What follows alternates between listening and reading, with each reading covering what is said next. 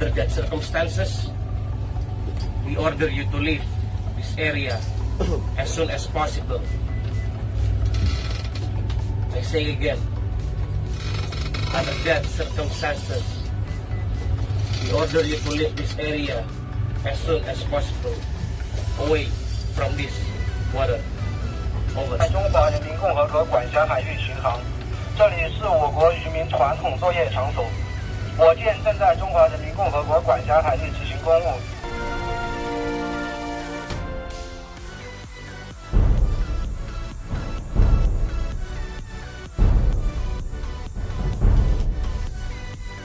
Anjungan posisi GPS on track halu dasar 200 titik belok jarak 7.4 nautical mil. Anjungan pengawas kanan melaporkan di jauh 30 terlihat siluet kapal perang jarak jauh. Ini anjungan lalu. Anjungan melaporkan kontak radar pada bariat 030 jarak 6 nautical mil. Halu kapal 200 cepat kapal 10 knot. PU di sini PT 1 knot. Laporkan kontak baringan 030 jarak 6 nautical mil cepat 10 knot. Terlihat siluet kapal perang. Randu, laksanakan peran tempur bahaya permukaan. Randu, laksanakan peran tempur bahaya permukaan.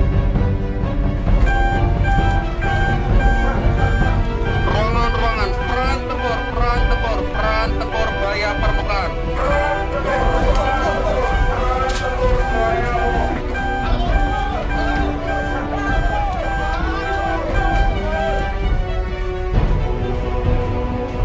Beban masuk KW 120. Oke, beban masuk.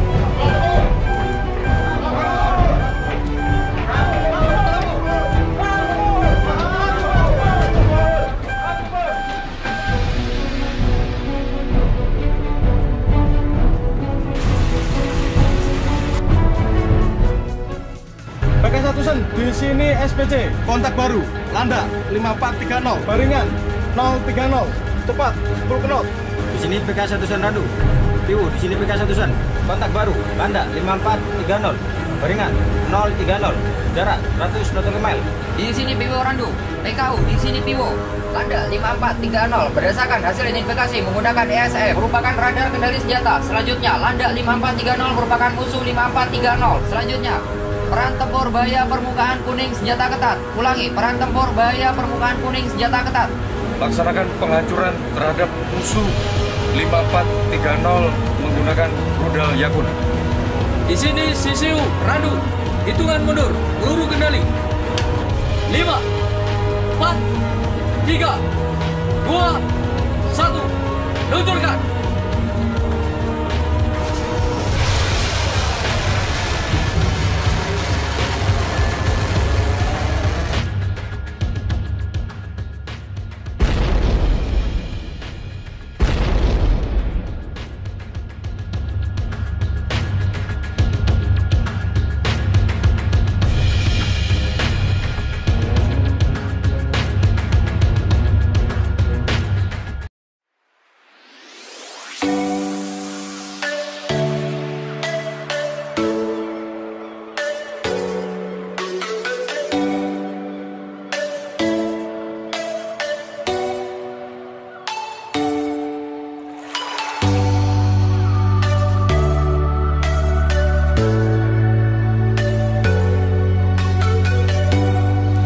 Assalamualaikum warahmatullahi wabarakatuh.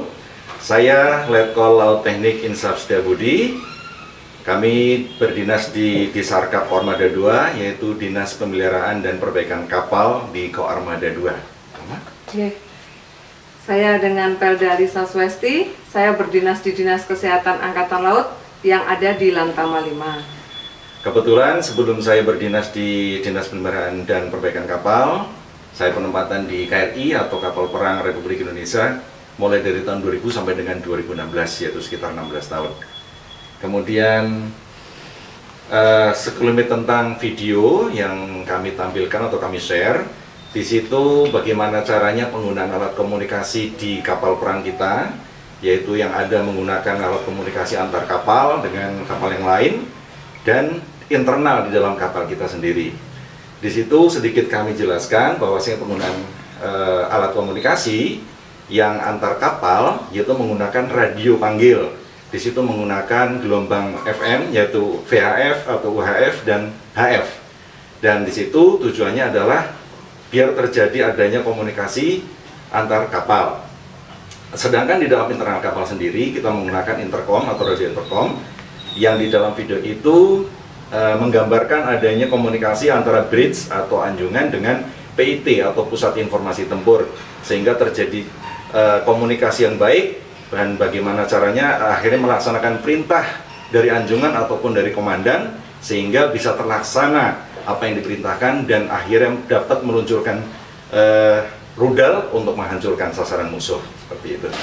Mungkin Bapak Nandika bisa menjelaskan bagaimana mereka berkomunikasi baik dari anjungan kepada ABK yang ada di kapal, terus bagaimana dari pusat kontrol tempur untuk memperingatkan kapal-kapal asing ada di luar. Itu mereka biar bisa mengerti bahasa kita, mereka biasanya dikirim pakai informasi atau alat komunikasi seperti apa. Oh ya, baik. Jadi kalau komunikasi antar kapal kita menggunakan radio panggil yaitu channel 16 yang merupakan channel internasional. Di situ seluruh kapal yang berlayar wajib menggunakan channel tersebut. Di dalam pelaksanaannya kita juga dapat berkomunikasi dengan pangkalan. Nah, kalau sifatnya yang terbuka, komunikasi yang tidak bersifat rahasia. Kemudian kalau seandainya kita membutuhkan pengiriman informasi yang bersifat rahasia, dapat dikirimkan menggunakan radio yang sudah diinskripsi atau disandi. Di situ juga akan menggunakan juga Morse, bisa juga yang sudah disandi. Anak-anak juga pernah belajar Morse, sama ya, tapi tidak ya betul, tapi tidak mungkin tidak sedalam kalau di peran tempur atau di kapal tempur yang digunakan untuk TNI. Betul. Dan salah satu alat komunikasi yang kita dibedakan juga di dalam kapal perang, kalau internal kita ada yang namanya power telepon. Power telepon itu power telepon yang bisa digunakan antar ruangan kalau seandainya dalam keadaan darurat. Misalnya listrik dalam keadaan mati, seluruh alat komunikasi tidak bisa digunakan, kita bisa menggunakan power telepon itu. Betul. Sekarang mungkin kita bisa berbagi ya, kiat-kiat bagaimana anak-anak biar bisa meraih cita-citanya. Apa aja sih yang harus disiapkan dan harus bagaimana mereka biar semangat untuk bisa meraih cita-cita. Cita-cita kan banyak profesi, tidak harus TNI, tidak harus guru, bisa jadi pengusaha, bisa jadi seorang dokter yang hebat, bisa jadi astronot, bisa jadi ilmuwan. Jadi mungkin bisa dibagi apa yang mereka harus siapkan atau bagaimana biar mereka bisa meraih apa yang dia cita-citakan nanti. Oke. Berarti untuk kiat-kiatnya tentunya kita satu paham ya, kita setuju, yaitu tidak pernah melupakan namanya berdoa. Sholat, berdoa, ibadah tentunya. Dan kemudian doa juga harus diimbangi dengan usaha, yaitu usahanya adalah belajar dengan tekun, dengan keras.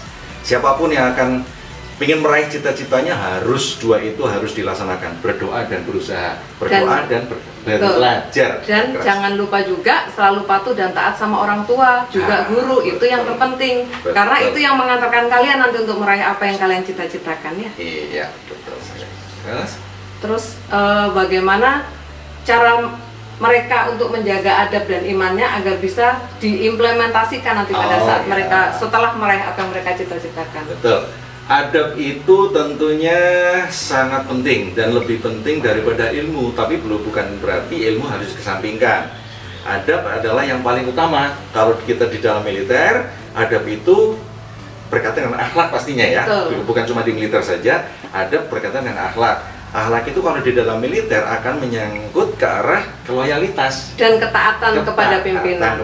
Dan aturan yang ada. Jadi kita harus menuruti aturan yang ada, tapi kita juga memang dasarnya adalah adab dan akhlak yang baik. Betul. Dengan adab dan akhlak yang baik, insya Allah untuk melaksanakan tugas ke depan kita bisa melaksanakan dengan baik. Insya Allah. Insya Allah. Dan ketaatan itu kalau dalam militer yaitu nanti implementasinya kepada loyalitas. Loyalitas itu sangat riskan. Kalau di sini kalau tidak adanya loyalitas atau ketaatan pada pimpinan dan aturan, seorang militer akan sangat berbahaya karena dia akan mengawaki alutsista atau alat utama sistem pertahanan kita. Seperti itu. Demikian anak-anak, mudah-mudahan kalian bisa meraih apa yang kalian cita-citakan. Tetap jaga adab, akhlak, dan iman kalian, juga tetap patuh kepada orang tua, guru, dan yang telah mendidik kalian sampai dengan besar nanti. Betul.